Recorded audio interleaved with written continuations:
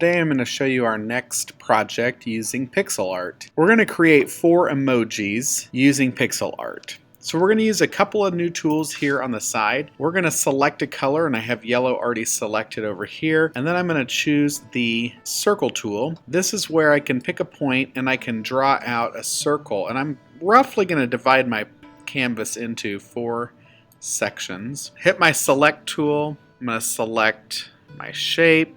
Hit copy, then I'm going to come over here, hit paste, then I can move my new circle up here, paste, move my other one here, paste, move my last one here. Now I've got 4 circles for my emoji base, so I can switch to my paint bucket and I can just fill in those emojis. And then I believe if I go back to pencil, I can draw on top. Yay! I'm going to grab a kind of a darker orange color because I want to do a little bit of shading. We've been practicing shading, so we're going to shade our emojis just a little bit on the one side here. Give them a little bit of a shadow.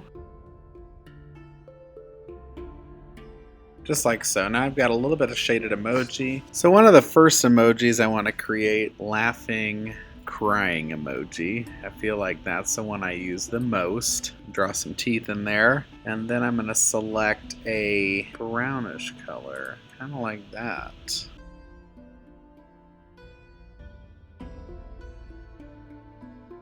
Couple of brows.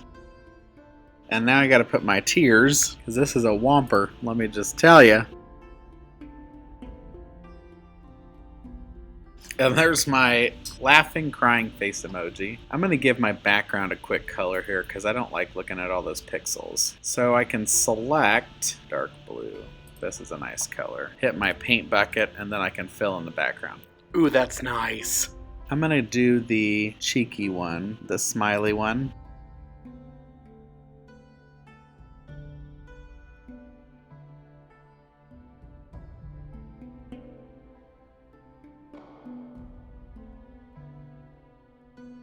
And then I can select this shape, and I should be able to copy it and paste it over here.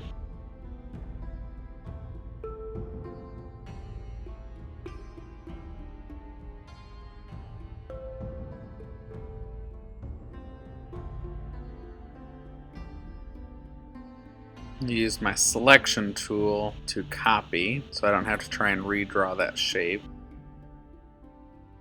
Then I'm going to grab a little bit of yellow, fill in this. Then I'm going to do this one, my tear face.